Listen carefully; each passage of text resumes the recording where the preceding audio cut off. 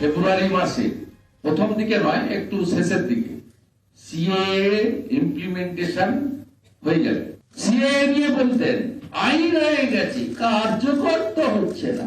আপনি 29 ফেব্রুয়ারির মধ্যে দেখবেন আর লুচির মতো ফুলবেন।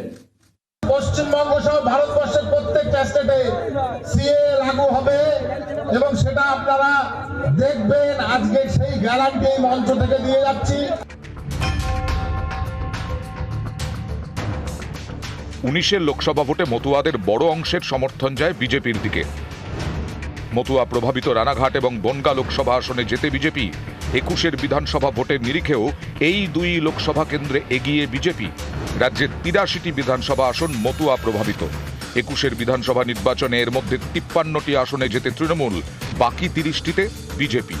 24-এর লোকসভা ভোটেও এই সাফল্য ধরে রাখতে মরিয়া তৃণমূল। তাই সিএএ বিরোধিতায় মমতার সুর সপ্তমে।